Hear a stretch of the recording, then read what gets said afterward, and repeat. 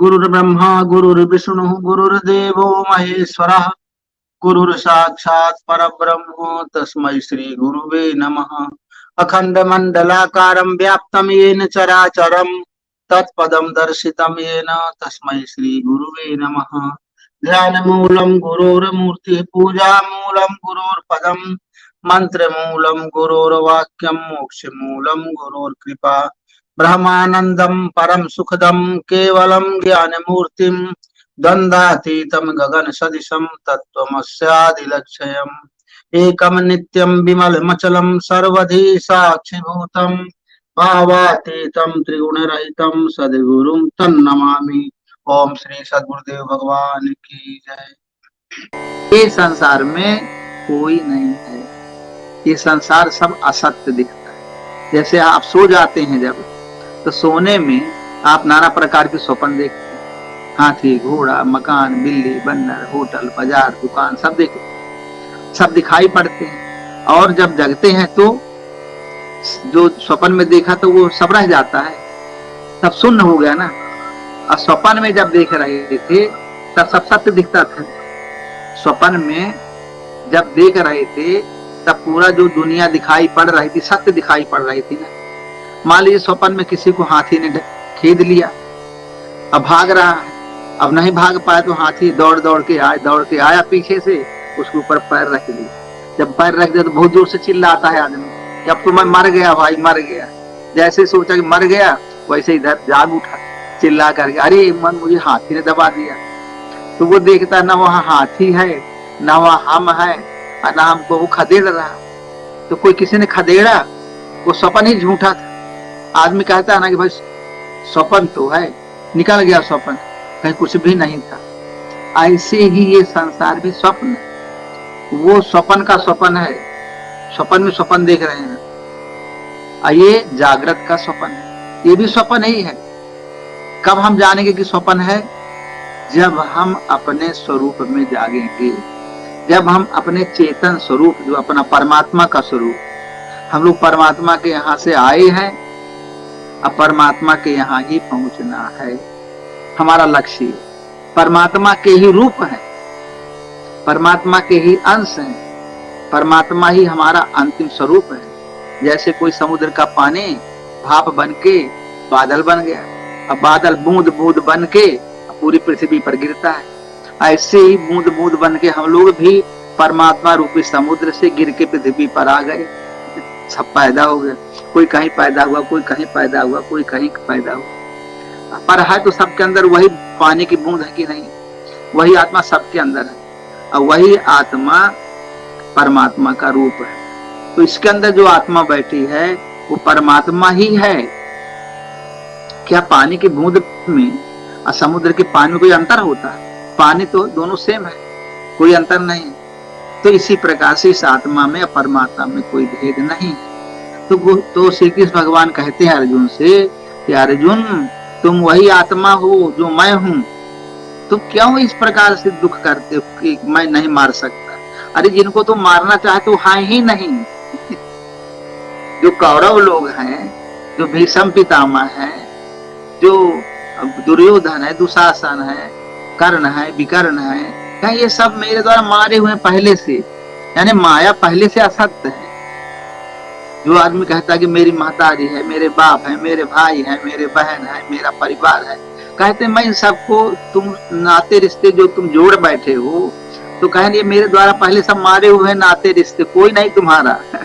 जीव अकेला जाता है, अकेला ही आता है, इसके साथ में कोई नहीं रहता, न कोई भाई, न बहन, न माता, न पिता, न परिवार। ये तो हमने अज्ञान बस सबको अपना बनाया। जब लड़का पैदा होता है तब किसी को जानता कि मेरा मातारी बाप भाई, जहाँ बड़ा हुआ दूध पीने लगा और बड़ा हुआ तो धीरे सब बताने के लिए ये मम्मी है, ये पापा है, ये हमारा ये दीदी है, ये दादू है, ये भाई है, ये बहन है। ये सब परिवार धीरे धीरे उसको बताना पड़ता है। न रहे किसी के संपर्क में तो नहीं जानेंगे कौन पापा है कौन मम्मी है। वो भी भूल जाएगा। तो पापा मम्मी कहाँ से आए? बताने से। तो कहें ये सब रिश्ते जो बनाए हैं हम लोगों ने, ये सब अज्ञान बस बना है। सब भगवान के अंश यहाँ पर बूंद के रूप में गिर गए पृथ्वी पर, जैसे पानी बूंद बूंद करके गिर गए। अब हम सब मिल गए तो कहे कि ये हमारे हैं सब, तो कहे ये सब तुम्हारे कोई नहीं है, ये सब मेरे रूप है। तुम क्यों इसमें शोक करते हो कि मैं इनको न मारूं? ये सब मेरे द्वारा पहले से मारे हुए हैं, इसलिए अर्जुन तुम इनको मारो। इन मारने का मतलब ये नहीं कि उनको मार डालना है, मार डालने का मतलब जो संबंध हमने काल्पनिक रूप से बनाए हैं, मन जो काल्पनिक संबंध बनाए हैं उस कल्पना को नष्ट कर दो। वो तो पहले से नहीं है, तो कल्पना से जो तुमने संबंध बनाए हैं उन संबंधों को तुम खत्म करो, यही मारना है। यानी तुम उनको मार डालोगे तो खून खच्चर कर दो। कोई नहीं मरा, कोई मरा वाला नहीं है। ये सब कहाँ हो रहा खेल? ये शरीर के अंदर हो रहा है। कि ब्रह्म रूप आत्मा कैसे है, ब्रह्म रूप आत्मा किस प्रकार का है? अब लोग अपनी अपनी सब पहुंच के अनुसार जो जितनी गहराई में पहुंचे उतनी गहराई के हिसाब से हम लोगों को भी समझाने की कोशिश करते। कुछ लोग कह देते, ठोक कर कह देते कि हाँ आत्मा ऐसी ही है। अब ठोक कर कह दिए, उसको निश्चयात्मक बुद्धि से बोल दे कि आत्मा ऐसी है। आत्मा सत्य चित आनंद रूप है, पर आत्मा न सत्य है, न चित है, न आनंद। गीता में व्यास जी ने लिखा है, कृष्ण भगवान के मुंह से कर कहवाया, यस्मात् क्षरन्ति तो अहम अक्षरादपि च उत्तमः अतो अस्मिन् लोके वेदे च प्रतितः पुरुषोत्तम। गीता में कृष्ण भगवान कहते हैं कि यस्मात् क्षरन्ति तो, यस्मात् माने जो क्षर से अतीत है, क्षर से अतीत है, और अहम अक्षरादपि च उत्तमः, और मैं अक्षर से भी उत्तम हूँ। मैं क्षर से भी उत्तम हूँ, अतीत हूँ, और अक्षर से अहम अक्षरादपि च उत्तमः, अक्षर से भी परे हूँ मैं, अक्षर से भी परे हूँ। हम सत्य से भी परे हैं और असत्य से भी परे, जिसको हम लोग कहते हैं परमात्मा सत्य, सत्यचित आनंद का रूप आया इसमें कि परमात्मा सत्य है, परमात्मा चित है, परमा आनंद रूप है। अपनी युक्ति बता रहे हैं ब्रह्म को समझने की, तो कृष्ण भगवान मना करते हैं, नहीं, जो जिसको तुम सत्य कहते हो ये भी हमारे लिए झूठा है। इसको हम सत्य कहते हैं कि ये चीज सत्य है, वो भी झूठा है। वो झूठा कैसे है? क्योंकि जब पूरा जगत झूठा है, इसकी हर वस्तु झूठी। जब तक हम सोए रहते हैं, जब तक हम जगते हैं, और जब थक जाते हैं तब सो जाते हैं। जब सो जाते हैं तो कहाँ पहुंच जाते हैं? स्वप्न अवस्था। अब स्वप्न अवस्था में जब तक सोते रहते हैं तब तक हमको स्वप्न ही सत्य लगता है। लगता है कि नहीं लगता? जब तक हम सोए हुए रहते, अब जो उसमें वस्तुएं दिखती तो कोई कितना समझावे कि हमें तो झूठा है, सब स्वप्न झूठा है। तो कब तक सत्य लगता है? जब तक हम जागते नहीं। जहां जाग गए तो झूठा हो गए। तो स्वप्न का सत्य झूठा है ना, और स्वप्न का झूठा तो झूठा है ही। ऐसे ही जागृत अवस्था है, जागृत अवस्था का जो असत्य है वो भी झूठा है, और जो सत्य है वो भी झूठा है। सत्य भी असत्य है, और सत्य भी असत्य, क्योंकि दोनों ही परमात्मा में नहीं है। इसीलिए कहते हैं यस्मात् क्षरन्ति तो, यस्मात् क्षरन्ति तो, क्षर से वो अतीत है। अहम अक्षरादपि च उत्तमः, मैं अक्षर से भी उत्तम, परे उत्तम मतलब परे हूँ। अक्षर से भी जो जिसका क्षर नहीं होता, जिसको सब लोग ईश्वर ईश्वर कहते हैं, उससे भी मैं अलग हूँ। अतो अस्मि लोके वेदे, इसे लोक और वेद में मुझको लोग पर पुरुषोत्तम नाम से कहते हैं। तो ये परमात्मा के बारे में जो कहना है वो यही है कि परमात्मा जो है कि किसी के समझ में नहीं आता। मोह सकल व्याधि न करे मूला, संपूर्ण व्याधियों का मूल क्या है? मोह। मोह ही दुख का कारण। मोह ना हो तो कोई दुख नहीं, मोह से ही दुख हो। इसलिए हमें क्या करना चाहिए? मोह का त्याग करना चाहिए। किसी से मोह न करो, भगवान से मोह करो भगवान सबका मालिक है। भगवान से मोह करोगे तो तुम्हारे सब दुख दूर हो जाए। भगवान से प्रेम करना। जब तलक है जिंदगी फुर्सत नहीं है काम से, कुछ समय ऐसा निकालो कि प्यार कर लो, प्रेम कर लो राम से। भगवान से प्रेम कर लीजिए, थोड़ा थोड़ा संबंध बना रहेगा। अभी एक इंश्योरेंस में आता है, वो आता है ना एड, जीवन के साथ भी और जीवन के बाद भी। जीवन के साथ भगवान से प्रेम करेंगे तो जीवन के साथ हमारा जीवन अच्छा रहेगा, सुखमय रहेगा। और जब संसार छोड़ के जाएंगे तब भी हम सुखी रहेंगे। हमारा फिक्स डिपॉजिट पड़ा रहेगा, हमने इंश्योरेंस से पैसा जमा कर दिया है पहले से, तो जा पूर्ण रूपी पैसा, तो जाएंगे तो हमारा अगला जन्म अच्छा मिलेगा, अच्छे माँ बाप परिवार अच्छा मिलेगा, वहां भी प्रसन्नता रहे। अब कुछ नहीं किया तो ले भैया, अब जो कर्म किया वो भोगो, अब पड़े रहोगे। भगवान कहे हम नहीं जानते, यहाँ न को सुख दुख कर दाता, अनिजीकृत कर्म भोग सब बरात। यहाँ कोई कुछ कर्म, कोई सुख दुख का देने वाला नहीं, जैसा कर्म करेंगे वैसे ही फल भोगना पड़े। तो भगवान से तो प्रेम करना चाहिए, नहीं करना चाहिए। अब दुख किस बात का है? भगवान की वस्तु थी, भगवान ने ले लिया। हमारी वस्तु होती तो हमारा वो होता, अधिकार होता। क्या हमारा कोई अधिकार है किसी के ऊपर? भगवान की वस्तु है, लड़के बच्चे परिवार धन दौलत गृहस्थी। अभी मोदी जी ने 2000 रुपए पर लगा दिया रोक, अब आदमी भरभटा रहा, क्या क्या करूं क्या करूं क्या करूं क्या? नहीं है भाई, सब भगवान का है। भगवान किसी समय कहीं भी रोक लगा दे, किसी चीज में रोक लगा दे, कोई कुछ नहीं कर सकता, कोई कुछ नहीं कर सकता। तो अपने माइंड को फ्लेक्सिबल रखना चाहिए, अपने माइंड को एकदम बांध के नहीं रखना चाहिए कि आदमी परेशान हो जाए कि मेरा मेरा मेरा। कहे भगवान का है तो भगवान की वस्तु में कोई आदमी का मोह नहीं रहता है। बिना मोह नहीं करना चाहिए, मोह ही सब दुखों का कारण।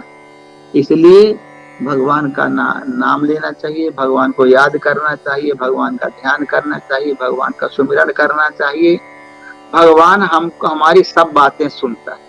एक लोगों को गलत फहमी ये है कि भगवान हमारा कोई दुख सुनता नहीं है ना। सब लोग यही सोचते हैं ना कि हम भगवान हमारा कुछ नहीं सुनता।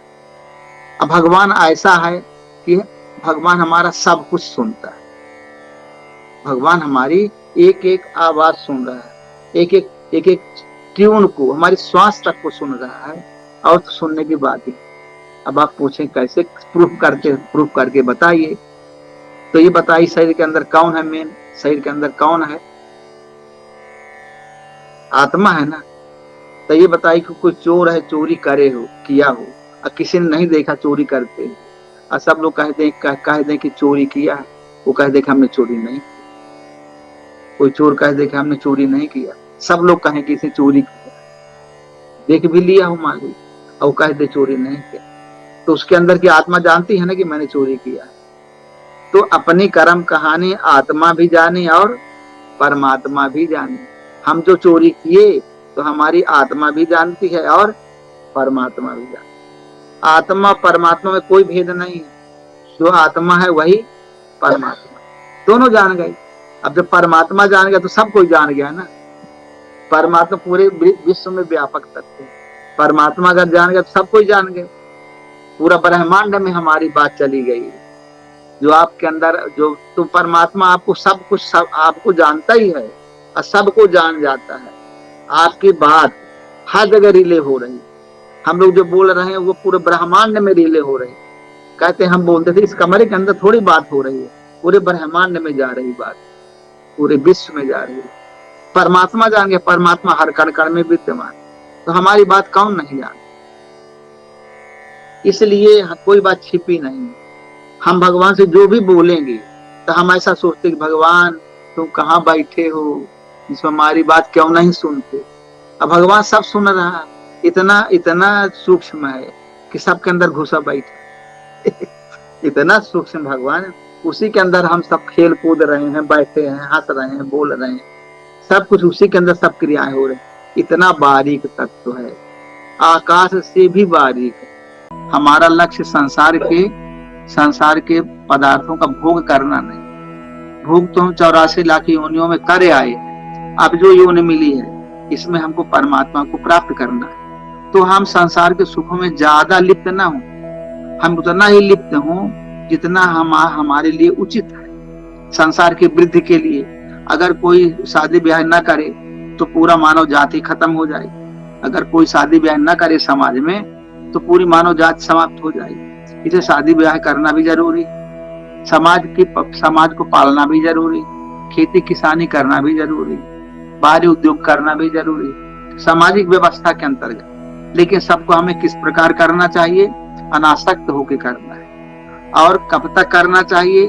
जब तक हमारे बच्चे सामर्थ्यवान नहीं हो जाते, जब तक उनको ऊपर हम लोड देने लायक नहीं हो जाते, जिम्मेदारी देने लायक नहीं हो जाते, तब तक हमें कार्य करना चाहिए। बच्चे स्टैंड अप हो गए, अपने पैरों पर खड़े हो गए, अपना कार्यभार संभालने लगे, तो फिर हमें क्या करना चाहिए?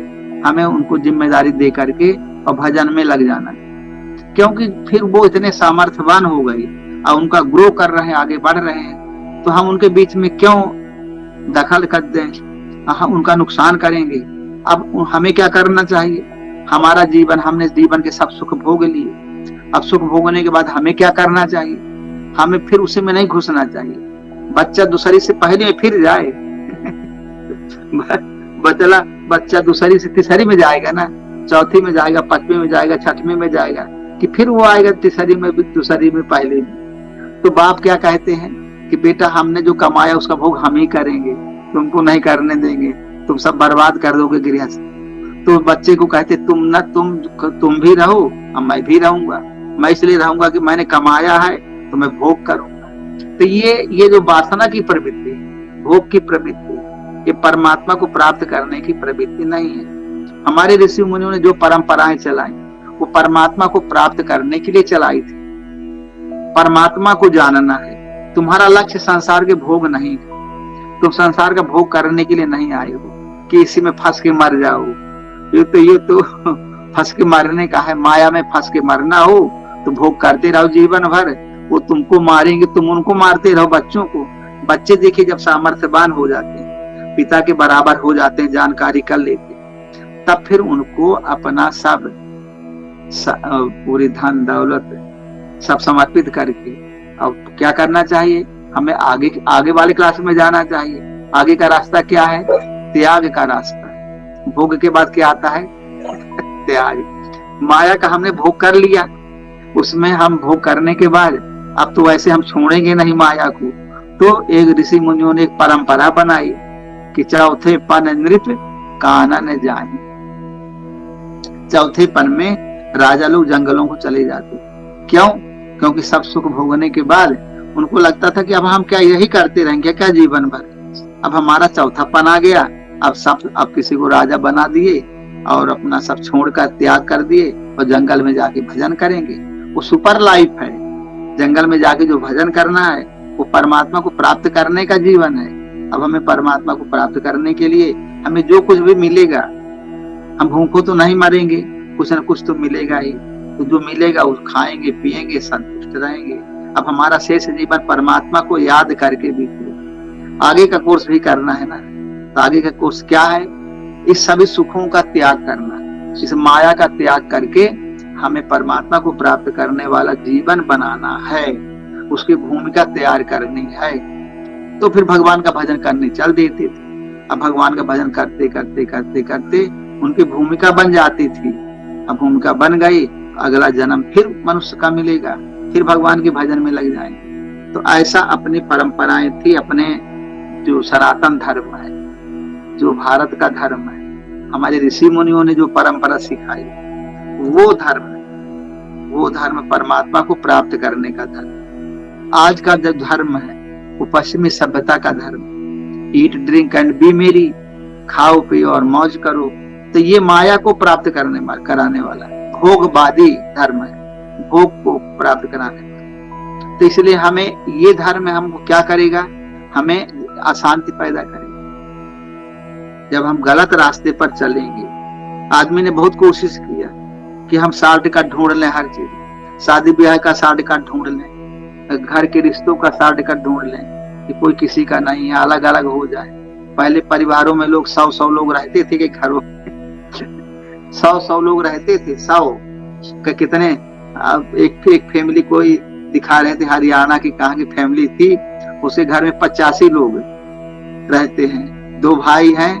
अब एक दिन दिखा रहे थे और 700 बीघे जमीन है और पूरा परिवार खाता है पीता है चलता है। 2 बुढ़े जो है कमांडर है, सियाने हैं, 85 90 साल के हैं, वो कमांडर है, जिसको जो आदेश दे देते हैं वो वही करते हैं, वो चाहे महिलाएं हो, चाहे बच्चे हो, चाहे परिवार हो। तो एक इंटरव्यू लेने गया था पत्रकार, वो बता रहा था सब। तो आज भी ऐसे ऐसे परिवार हैं जो कि पुरानी परंपराओं पे चल रहे हैं और उनमें कोई भी इधर उधर नहीं जाते, सब वही जो भी महिलाएं आती हैं, बाहर की बच्चियां आती हैं, वो सब उसी पैटर्न पे चलती हैं। जिसको बता दे कि तुमको रोटी बनाना है तो वो 4-6 जने मिलकर रोटी बना लेंगे सब। किसी को बर्तन धोना है, सब 4 जन मिलकर बर्तन धो ले, काम आसान हो जाता है। सब मिलके एक साथ कार्य करते, सब मिलके रहते। देखिए ऐसे भी परिवार थे। अब आज का परिवार क्या है कि अगर माता पिता और लड़का और बहू आ गई तो कहते अलग करो, हम माता पिता के साथ नहीं रहेंगे। तो ये पश्चिमी जो सभ्यता है, ये परमात्मा की ओर ले जाने वाली नहीं, ये माया की ओर ले जाने वाली। और ये जो अपने यहाँ की सभ्यता थी वो परमात्मा की ओर ले जाने वाली थी। हम परमात्मा को प्राप्त करें, ऐसा हमारे ऋषि मुनियों ने अपने जीवन का एक स्ट्रक्चर तैयार किया। वो स्ट्रक्चर जो बना उसको आज के लोगों ने, बुद्धिजीवियों ने उसका ढांचा बिगाड़ दिया कि अब ऐसा नहीं, हम अपने हिसाब से चलेंगे। तो अपने हिसाब से चलेंगे तो नाना प्रकार के रोगों के शिकार हो रहे हैं और नाना प्रकार की घर गृहस्थी में धन दौलत तो है लेकिन शांति नहीं, सुख शांति नहीं मिली। और फिर हमें पुराने अपने ऋषि मुनियों के रास्ते पर फिर से आना पड़ेगा, तभी शांति मिलेगी। तो यही सब बातें इसमें, ये पुरानी पुस्तकें हैं, रिसर्च है ऋषि मुनियों की, और फिर हम उस पर चलेंगे तो फिर हम अपना पुराना रास्ता जो ऋषि मुनियों ने बताए थे। ऋषि मुनि किसी के होते थोड़ी हैं, वो तो पूरे समाज के लिए बात करते हैं और वो रास्ता बताते हैं जिससे कि हम कम समय में ही परमात्मा को जान सकें, प्राप्त कर सकें, अंदर शांति भी हो मिले। तो वो रास्ता तो हम भूल गए और हम गलत रास्ते पर हमने कदम रख दिया और गलत रास्ते, उसका परिणाम ये होता है कि आज हम अशांति के शिकार हैं। अब विदेशों से लोग आ रहे हैं, लड़कियां भगी जा रही हैं, आदमी भगे आ रहे हैं, तो उससे पूछे भाई क्यों आए हो, इंडिया में क्यों आए हो? बोले हमने सब सुख भोग लिए, हमें कुछ बाकी नहीं रह गया, शादी ब्याह, लड़का बच्चा और धन दौलत हमें खूब भोगा, हमें कोई चीज कमी नहीं, लेकिन हमने जो कुछ किया उसमें हमको शांति नहीं मिली। तो जब मैं यहाँ आए कृष्ण भगवान की जन्मभूमि में, तो यहाँ हमको शांति दिखाई पड़ता, सुख दिखाई पड़ता, आनंद से अंदर हृदय आनंदित हो जाता, संतोष आ गया हृदय में, लगा कि यही हमारी असली जगह है। तो लोग भागे चले आ रहे हैं, क्यों? क्योंकि असली चीज है शांति में, शांति मिलती है। तो यहाँ पर ऋषि मुनियों की जगह है भारत, यहाँ पर हमारे ऋषि मुनियों ने तपस्या किया और तपस्या करके वो तरंगें पैदा की कि जब आदमी उस तरंग के में गुजरता, उस तरंग से उसको शांति मिलती। कृष्ण भगवान 54-55 वर्ष पहले हुए थे, 5000 माने 52-53 वर्ष पहले हुए इस पृथ्वी पर। तो उनकी तरंगे उस समय की आज भी पूरे भारत में फैली। राम 11,000 वर्ष पहले हुए, उनकी तरंगे आज भी सब जगह लगता, राम अभी भी है, कृष्ण अभी भी। ये इतना महापुरुषों का व्यापक प्रभाव और दीर्घगामी प्रभाव होता है कि सब जगह तरंगे प्रवाहित हो रहे। अब उन तरंगों को हम लोग जब हमारे मन में अगर आ जाते हैं तो तुरंत मन शांत हो जाता है। जब कोई राम को याद करते हैं, जब कोई कृष्ण को याद करते हैं, तुरंत मन शांति को प्राप्त करता है। तो लगता है कि वही चीज जो उनके समय में जो मिला था लोगों को, शांति मिलती थी, वो आज भी मिल रही। इसीलिए तो लोग भाग भाग के चले आ रहे हैं मथुरा में, वृंदावन में, विदेशी आते हैं। तो वो बैलू जान गए कि हमारे यहाँ शांति नहीं है, संतोष नहीं है। धन दौलत प्राप्त करने से क्या होगा? धन दौलत समय शांति थोड़ी दे देगा। शांति और सुख कहाँ है? परमात्मा को प्राप्त करने में। यही अपने जीवन का लक्ष्य है। वो बड़े बाइजिस्ट होते हैं, वो समझ गए कि ये इस संसार में कुछ नहीं रखा है। जागृत अवस्था का जो असत्य है वो भी झूठा है, और जो सत्य है वो भी झूठा है। सत्य भी असत है और सत्य भी असत, क्योंकि दोनों ही परमात्मा में नहीं है।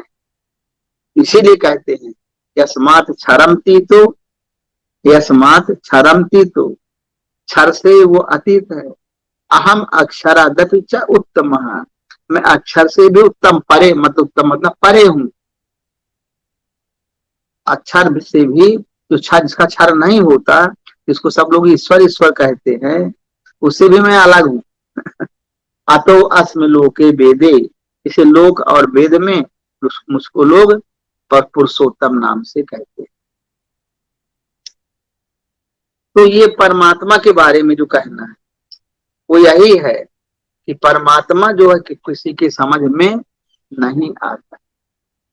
इसीलिए आइए, इसीलिए सब लोग संत लोग हमारे महापुरुषों ने क्या कहा, नेति नेति नेति, ना इति, ना इति को नेति कहते हैं ना इति।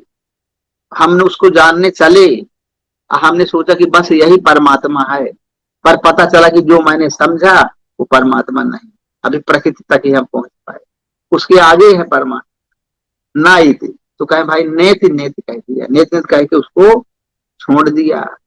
कहते नेति नेति जाए जहां न जाए बुद्धि मन वाणी, जहां बुद्धि और मन और वाणी नहीं जा सकती उससे भी परे है।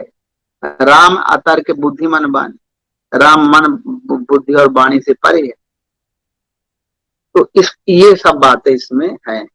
तो हम आप लोगों को क्यों बता रहे हैं ये बात, उसकी जो बाहरी चीजें हैं, बाहर से समझने का तरीका, उसको भी बताते जा रहे हैं कि भगवान के बारे में कोई यही नहीं कह सकता कि भगवान परमात्मा ऐसा ही है। अभी बहुत सारी बातें, अभी तो हम लोग परमात्मा के विषय की थोड़ी सी जानकारी कर पाए। जितने वेद शास्त्र पुराण हैं, ये परमात्मा को पूर्ण समझने के लिए सक्षम नहीं। परमात्मा तो इतना अलौकिक तत्व है कि वही जानता है कि जो जाना देव जनाई, जानत तुम ही हुई जाई। बस जो जान गया वो उसमें समा गया।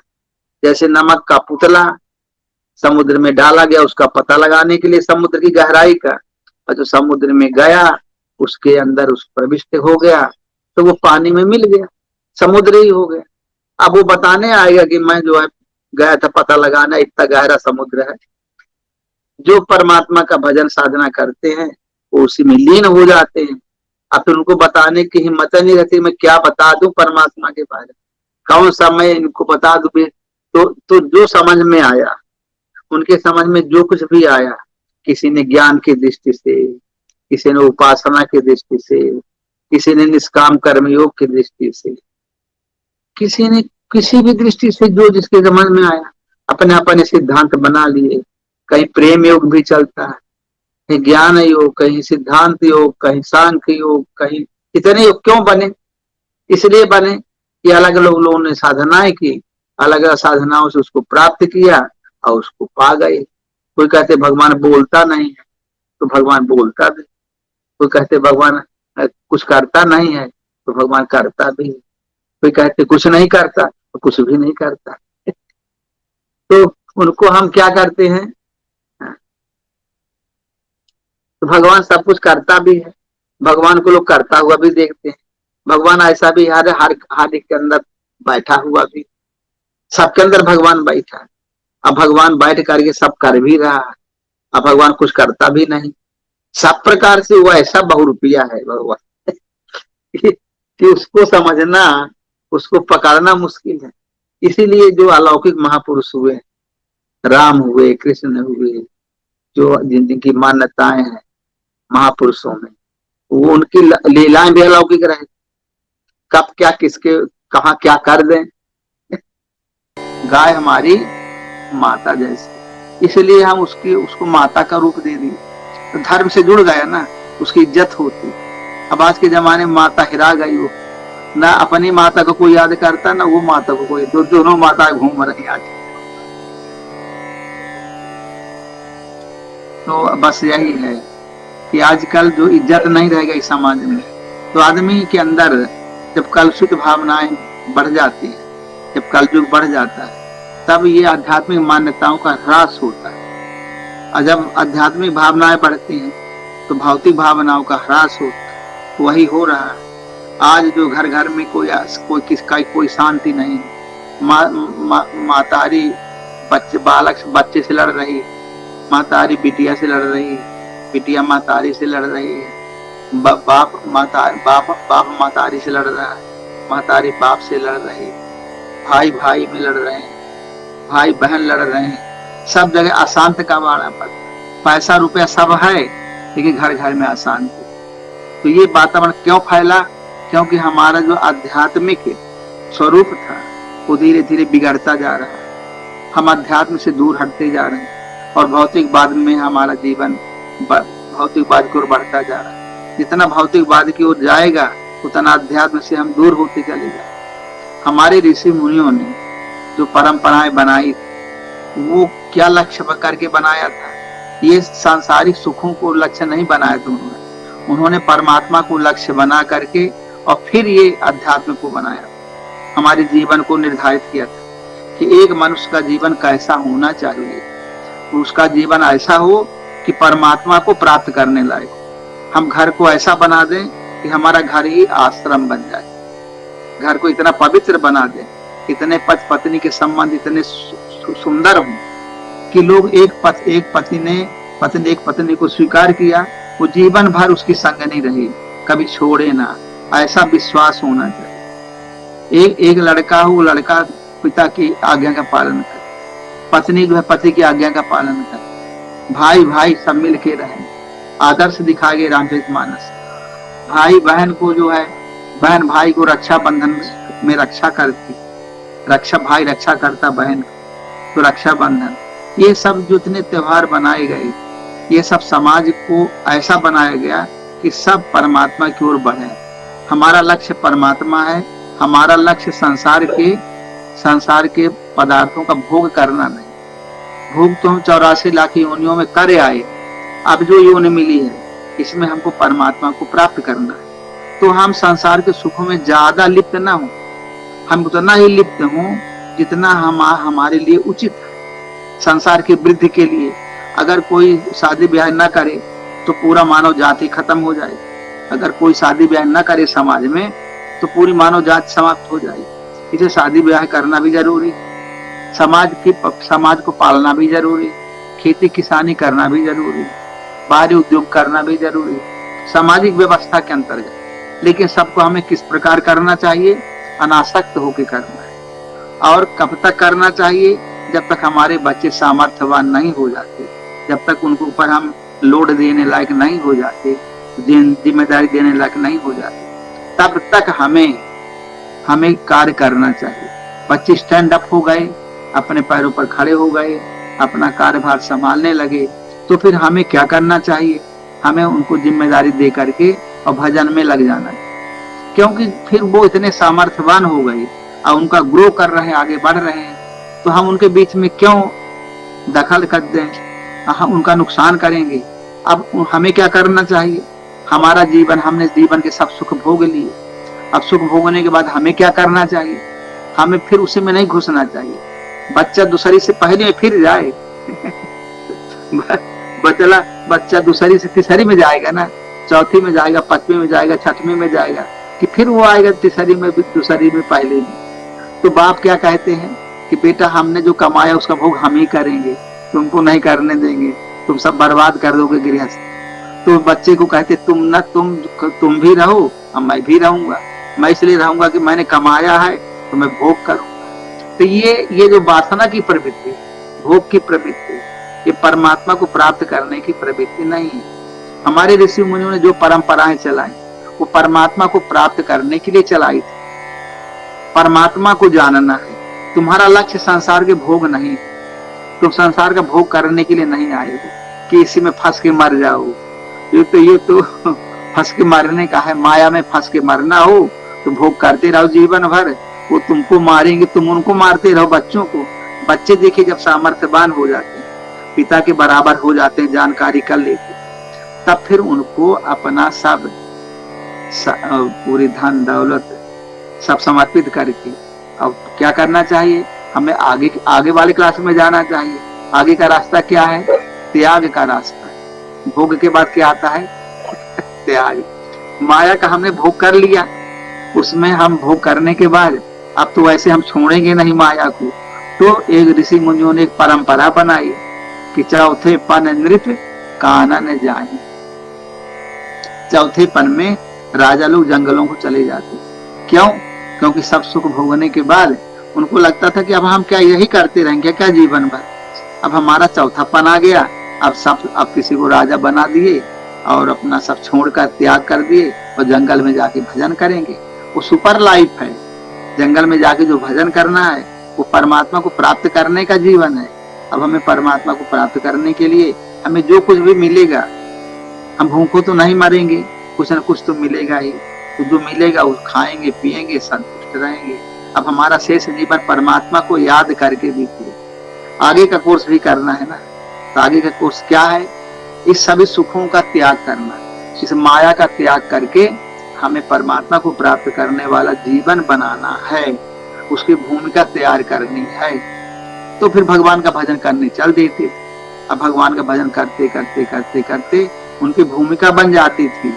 अब भूमिका बन गई, अगला जन्म फिर मनुष्य का मिलेगा, फिर भगवान के भजन में लग जाएंगे। तो ऐसा अपनी परंपराएं थी। अपने जो सनातन धर्म है, जो भारत का धर्म है, हमारे ऋषि मुनियों ने जो परंपरा सिखाई, वो धर्म परमात्मा को प्राप्त करने का धर्म। आज का जो धर्म है वो पश्चिमी सभ्यता का धर्म। ईट ड्रिंक एंड बी मेरी, खाओ पियो और मौज करो। तो ये माया को प्राप्त कराने वाला भोगवादी धर्म है, भोग को प्राप्त कराने। तो इसलिए हमें ये धर्म हमको क्या करेगा? हमें अशांति पैदा करेगा। सत्य में बहुत बड़ी ताकत है। तो एक कहानी इस पर आती है, आपको बोल दे सब बात ही आ गई। एक लड़का था तो वो लड़का 8-10 साल का था। उसकी माँ थी और लड़का था, उसका बाप खत्म हो गया था। अब वो माँ कहीं से अपना मजदूरी करके घरों में काम करके और पेट पालती थी। जब लड़का 10-12 साल का हुआ तब माँ ने कहा कि बेटा ऐसा है कि अब जाओ कहीं शहर बाजार में कुछ काम करो। मजदूर टाइप के लोग थे, तो कहीं काम करो, कुछ कमाओ धमाओ तो घर गृहस्थी चले। अब मैं कहाँ तक काम करूं और करती हूँ तो इतना पैसा नहीं मिलता आगे कुछ काम करने के लिए। तुम कहीं न कहीं काम करो, जाओ शहर बाजार में, जो काम मिले वही कर लेना। जैसे मजदूरों के लड़के निकल जाते हैं काम करने के लिए, ऐसे वो भी गया। तो महतारी जब जाने लगा तो माँ ने क्या किया कि वो एक ठो धोती होती का एक उसने गुदड़ी बना दिया महतारी ने शीशा की, और उसमें कुछ सोने के मोहरें बीच बीच में सिल दी। कहीं बेटा जब तक काम नहीं मिलेगा तब तक तुम क्या खाओगे? अरे ऐसे तो जाते मजदूरी नहीं मिलेगी, तो ऐसा करती हूँ मैं कुछ इसमें सोने की मोहरें घुसेड़ करके सिल देती हूँ, तो तुम जो है जब तक ना मिले तब इसी को बेच के खाते रहना, और जब काम मिल जाए तो काम कर लेना। उसने कहा ठीक। उसने सिल दिया 4-5 ठो मोहर अपन जो उसके पास थे अपना दे दिया, कहीं जाओ खाना पीना अपना रहे आना, कुछ जहां मिले तहां मजदूरी करना या किसी दुकान में काम करना है, जहां भी काम। लड़का चला। वो लड़का तो जाते जाते शाम हो गई, जंगली एरिया था। रात को वो एक पेड़ के नीचे अपना सो गया, कुछ लिए था बोरा फट्टा बिछाया, सो गया।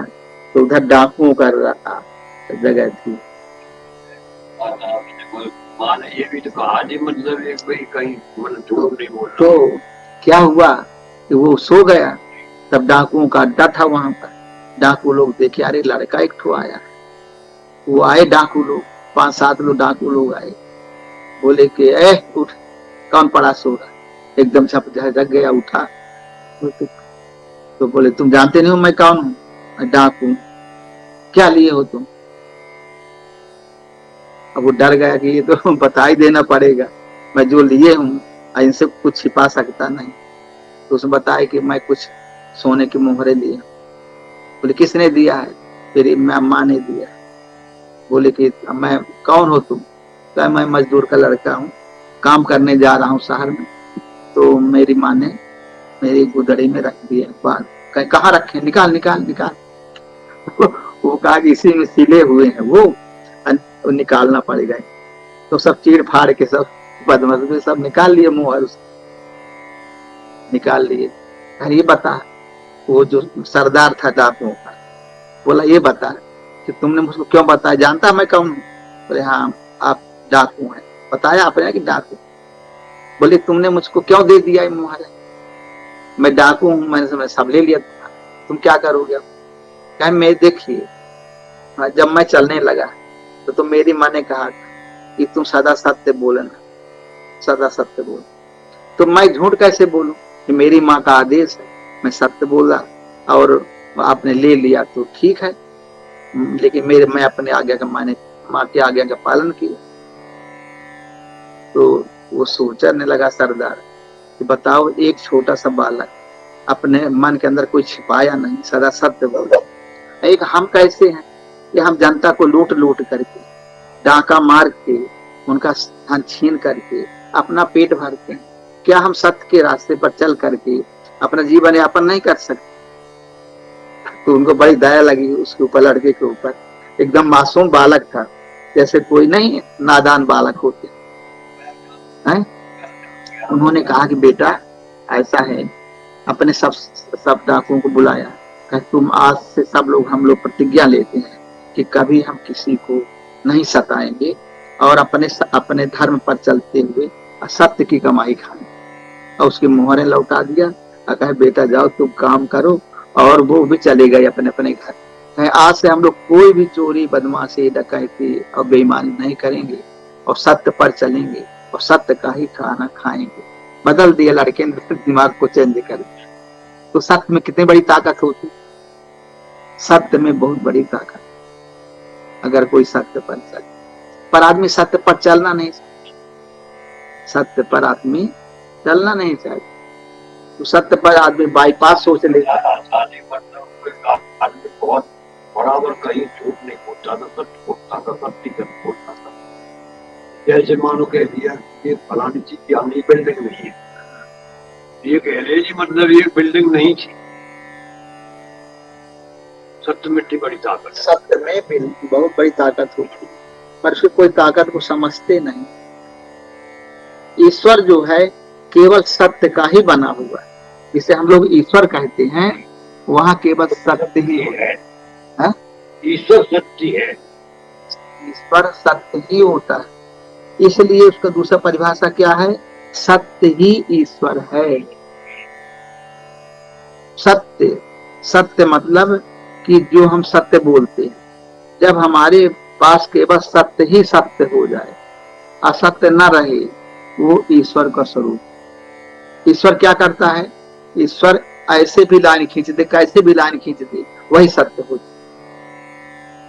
जो इसलिए कहते हैं कि अगर आपने साधना करते करते ईश्वरत्व के गुण आ गए आपके अंदर, तो आप जो बोल देंगे वही सत्य हो जाए। चाहे गलत बोल दें तो गलत भी सत्य हो जाएगा, सही बोल दें सही भी सत्य हो जाएगा।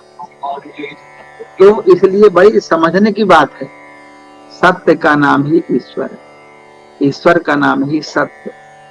ये सत्य जो वही है जो तीनों कालों में अबाधित है, वो ईश्वर है, सत्य। तो ये जो है बड़ी परिभाषा